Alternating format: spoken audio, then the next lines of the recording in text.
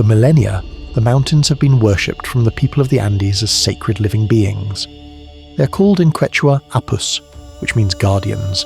They are believed to protect the people of the valleys both physically, from weather extreme conditions, and metaphorically, from evil forces. They represent the ladder between the material world of the humans, the Kaypacha, and the upper world, the Hananpacha, where the gods live. Because of that, the mountains are considered to be the door to the sacred world of beyond.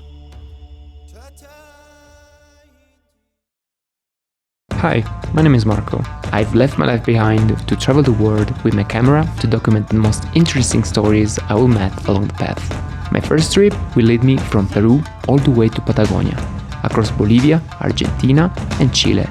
The journey is awaiting. Will you follow me along the path? It's 7:30 p.m. and I'm about to take a 15-hour long bus to Cusco. It's gonna be exhausting, you can just imagine, and just wish me luck, guys, because I will need it.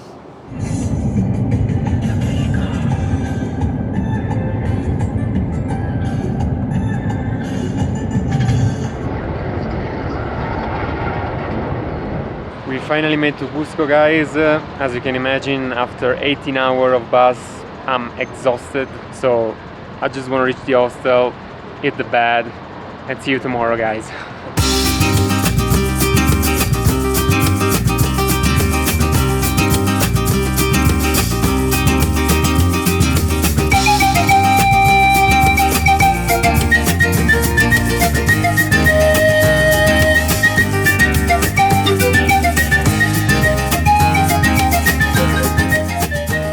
Good morning from Cusco, the Inca's capital. As you can see, we are in Plaza de Armas, a very colorful place with a lot of people.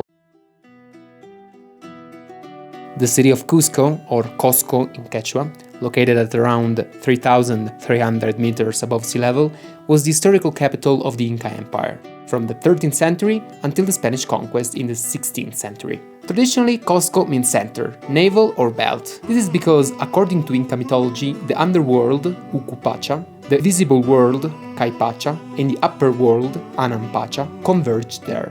For this reason, the city was and is called the navel of the world. The indigenous legends attributes its foundation to a legendary being named Manco Cápac, considered the first Inca emperor, along with his sister Mama Oclo. The site was revealed to them from the sun god Inti after a pilgrimage that began south of the sacred valley of the Incas, in search of the exact location where to found the capital of the future empire. With archaeological and anthropological data, the true process of Cusco's occupation has been reconstructed. Today we know that Cusco was inhabited already 3,000 years ago, so way before the Incas. The modern design of the city of Cusco is believed to be the work of Pachacutec, one of the most important Incas emperor. The ancient map of Cusco is believed to be shaped like a puma, the animal symbol of the visible world in the Andean cosmology. It is said that the animal's head coincides with the shape of the Sacsayhuaman fortress, even though some local historians refute this theory. Today, Cusco, declared UNESCO World Heritage in 1983, is one of the biggest touristic attractions in Peru.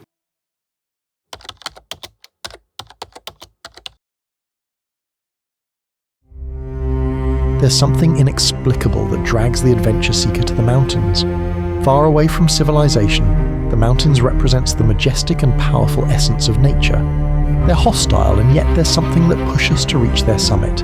Good morning from the 7 lagoons of Ausangate.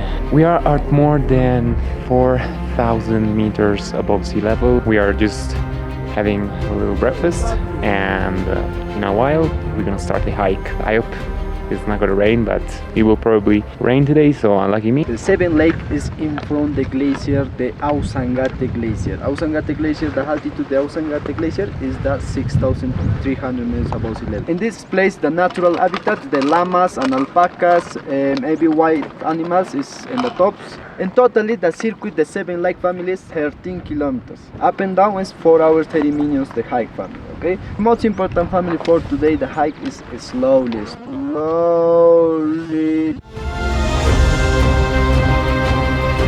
Wow, guys. Looks like a panorama from the Lord of the Rings movie.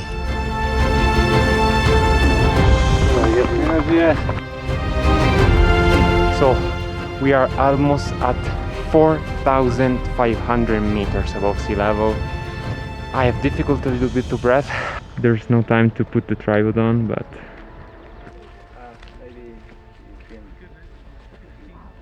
behind me you can see the Ausangate mountain.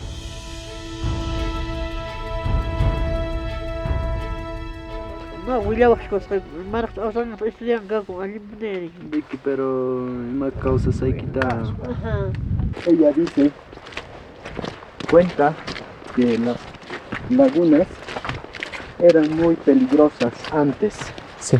Entonces, aquí hasta hoy en día se realiza lo que es la sanidad, o sea, la curación y lo que es la conexión con la Pachamama, en donde que pues dicen que anteriormente, hace muchos años, realizaron un acto de ceremonia para lo que es las montañas. Por ejemplo, aquí nosotros llamamos lo que es Alto Misayo a los máximos curacas o a los máximos curanderos. Y los Alto Misayo realizaron esa ceremonia para lo que es las lagunas, porque estas lagunas eran súper peligrosas, donde que venía la gente y no regresaba, prácticamente desaparecían. Entonces es por esa razón que el Alto Misayo ha realizado una ceremonia tan especial para lo que es esta montaña, que es el Ausangate, indicando que toda la maldad que había en todo alrededor de lo que es la laguna lo empacaron en lo que es en una especial manta, toda la mala vibra, y llevaron lo que es a lo que es la cima misma de lo que es el Ausangate. Y ella dice que hasta el día de hoy se dice que toda esa mala vibra, esa mala maldad, está lo que es en la parte de la montaña. Detrás de esta montaña está lo que es la carretera que hemos venido. Entonces siempre los accidentes, todo, siempre ocurre, porque aún se refleja lo que es la mala vibra, la mala energía, aún refleja desde estas montañas.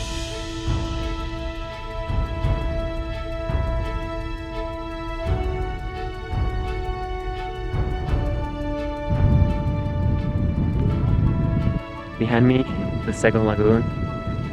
It's snowing kinda heavily right now. It's getting a little bit cold now, but manageable.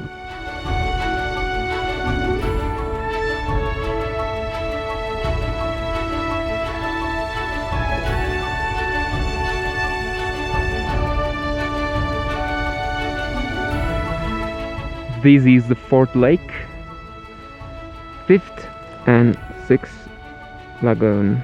So behind me you can see the last lagoon, the seventh lagoon, is the biggest one. And yeah, we've been unlucky. The weather is, as you can see, is very foggy now. The hike until the first lagoon was nice, the weather was nice, the panorama was cool. The moment we reached the first lagoon, and of course for all the others, 7 lagoons, the weather was kind of with all the snow, with very cloudy and foggy. But you know, it's what it is. It's still very beautiful, and I'm very grateful for that. No way, guys, I just encountered the 2 wild llamas that are eating the grass, you know, along the 7th lagoon. Look at that. Wow. Nature is amazing. Look at them.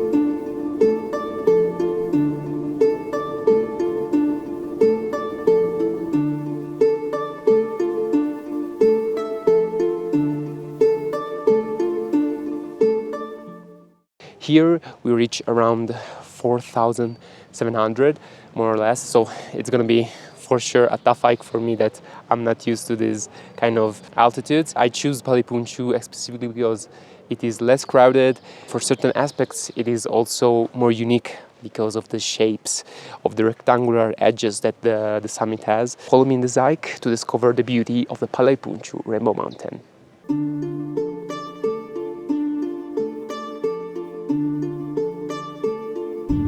Look at that. Wow. Oh, hi, Mr. Cutie.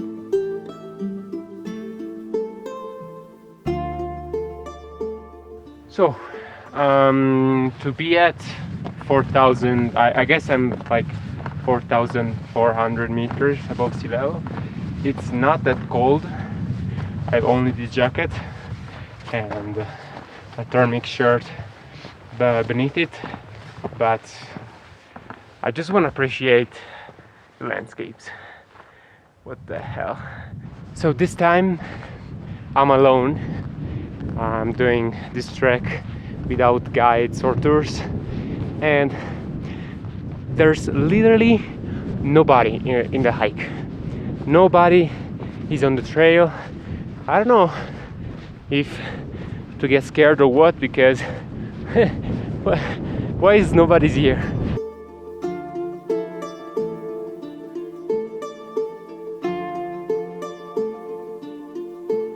So this is not Pallay Punchu, but you can already see the colors and this pattern of oblique lines. Now we have to go up there.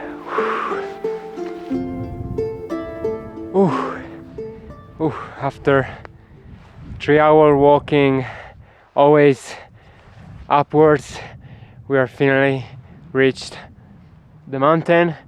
We have to do a little climb, and then we reached the summit. I'm retired. I'm suffering the oxygen. I'm not gonna lie. I should have taken a taxi for sure, at least to shorten the hike, because it was very tough. To let you understand where I came from, we here up in the mountain, and I went from there.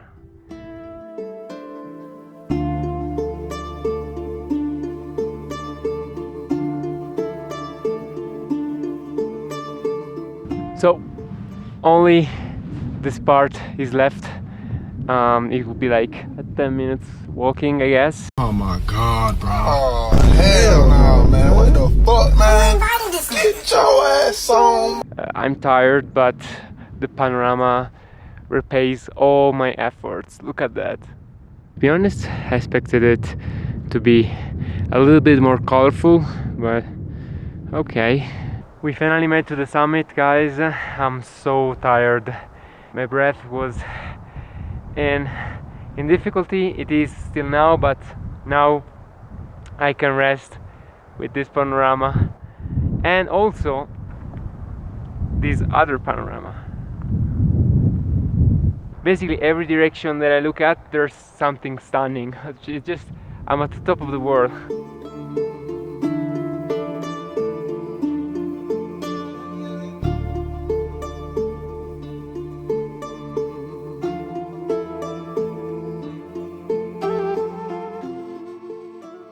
I'm just, just grateful, so grateful for what life allowed me to live. So the motto of my channel is a lot to learn from life, a long path ahead. I think it describes a lot the whole concept of this channel. If you ask me what you learned from Peru, what is the main thing that you learned from Peru, is probably the connection with nature. Here you feel in the culture, in the tradition, that people live in symbiosis with nature. They live in contact with nature. They even, worship nature, because in the Quechua traditions, the mountains are gods. They call apus.